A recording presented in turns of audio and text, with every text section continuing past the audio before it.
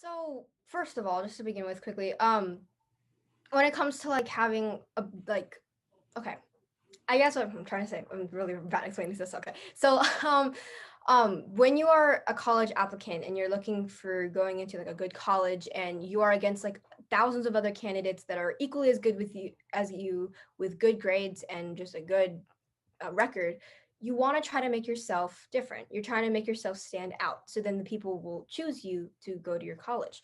So ways that normally that happens is through academic leadership and community service um, activities that you do. So people would say, oh, this person has like straight A's and this person does math club and Model UN. That's wonderful. And then you see this other person who's like, they also have straight A's, but they also are, they were president of their NJHS. They were captain of their math team. They were a captain of their volleyball team.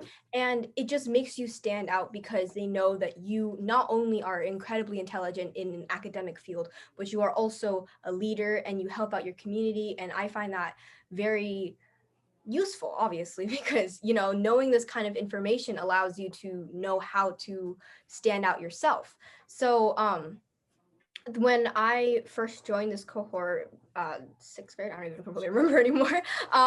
When I first joined it, I did not know anything about college at all, because my parents aren't exactly from here, and my sister's, she might be in high school, but she was still, I'm pretty sure, a freshman, so she still didn't know anything about colleges either. So being able to be in a cohort like this where they show you information and they tell you things like tips and advice about how to stand out from a crowd allows you to be prepared, and I find that really nice. So Um, I wanted to pursue in technology area. I've always liked it, and through the cohort, I discovered my personality type and realized that it would fit what I want to go into in college. And yeah. I mean, I can go if they'd Yeah. like me to. Okay, so what I learned is basically what Josiah and Jocelyne did. Like, they learned more about themselves. And also, I learned that I was really ignorant to the process to preparing for college, because I thought, oh, only good grades, you just get into any college you want. But that's not it. It's like you have to do good, like have good grades, do extracurriculars, and do many other things. So I went from being so far behind. So at the age of 14 and being an eighth grader, I'm ahead of the game, and it's significantly increased my opportunity to get into the college that I wanted to go to. So personally, I've learned so I've been in this camp for like 3 years now, and I've learned a lot about like my personality. And for a while I just wanted to go to like one college, but then I started the camp and I looked at all these other colleges, and especially this year I've been like looking at a lot more colleges that I think I would love to go to.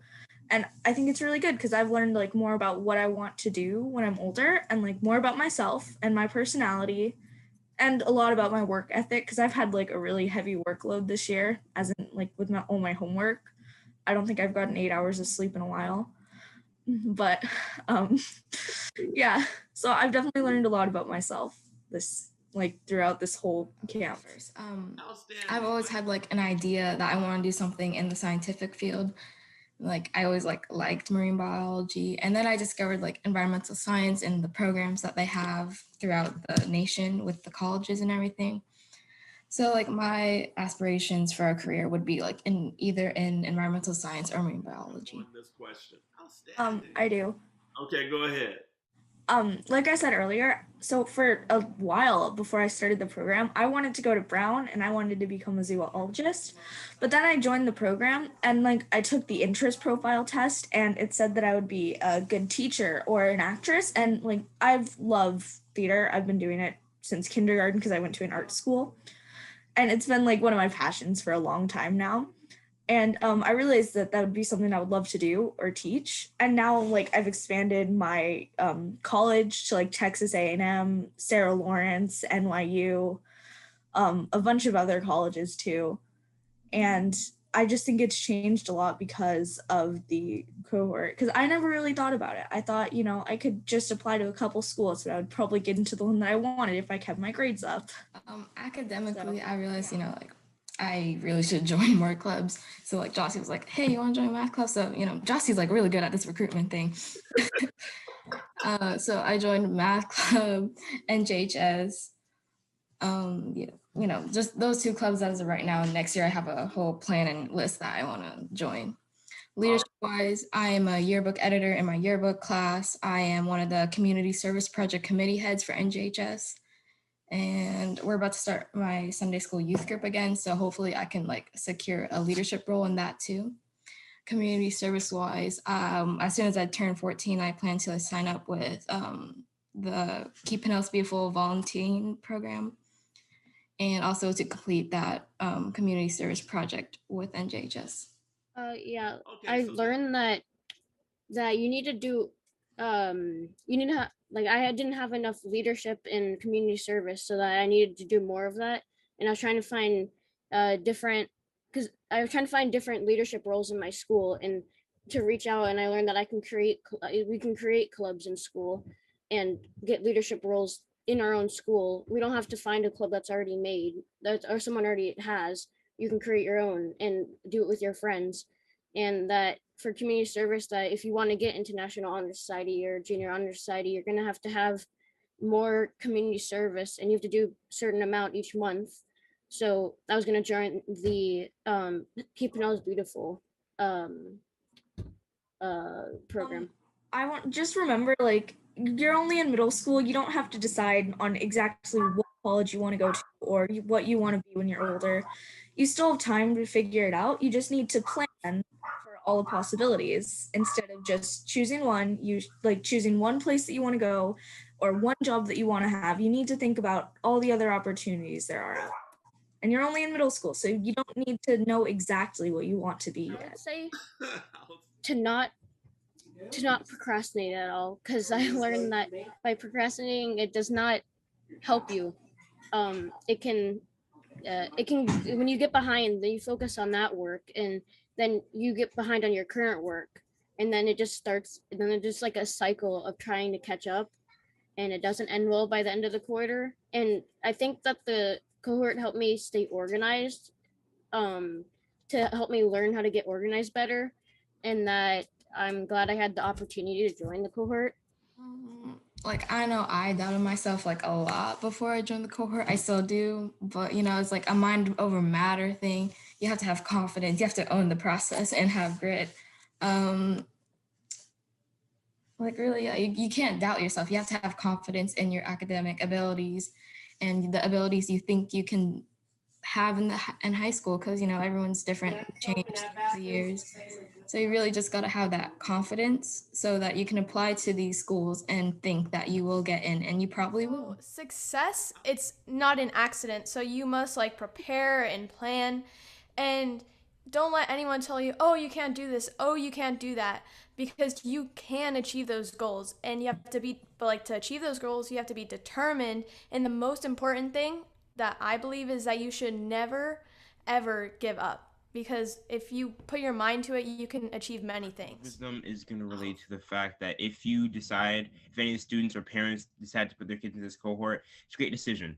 But what they're obviously going to complain and such, especially the first couple of modules and units. They're going to say, Mom, I don't want to do this. It's taking up too much time. The classic excuse, I have too much homework. I can't do this right now.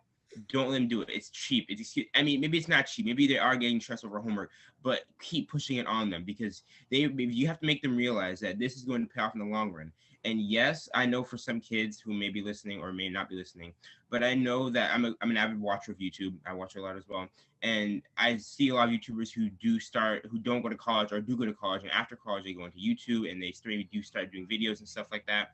And then they get a bunch of subscribers, and then they're already getting money and rich house and stuff like that. All right, kids are seeing that, and they're thinking, oh, okay, I don't have to go to college. Just start a YouTube channel, do some Minecraft or Fortnite. And they're thinking, okay, I'm done for life. I'm set. But with the college and this college playing cohort, you have this possibility, you have this pathway to a almost 99.9% guaranteed success. The 1% is you. You are the 1% that is going to complete the 100% process. They're giving you all these other tools, 99%, filling up with everything they have just for you. And all you have to do is put forth the determination and effort, which is going to make up that 0.5%, that other 0.5% That's determination, effort, and then you have some other stuff like that, extra credit in the terms of any other things you're going to do to help that process along. But they're giving you everything else, and you're giving that 1%. Compared to starting a YouTube channel or stuff like that, you're going to have to put most, if not all, that work in. With this college planning cohort, you're going to have to put that 1% of your effort and time in, which is arguably going to be a much better investment, at least at your age for now.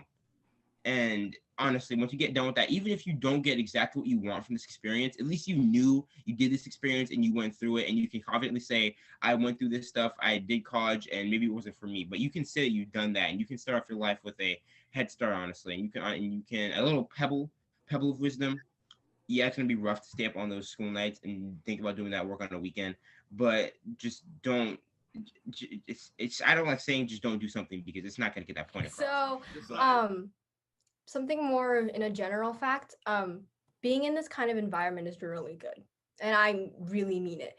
Being in an environment full of people who are also working hard to get to where they want to go is just really motivating, especially when you know that there's like tons of like other people who were also in this cohort who have full scholarships to the colleges of their choice. And because of what they managed to cultivate during this cohort experience, it just makes you feel like, wow, I can also do this too.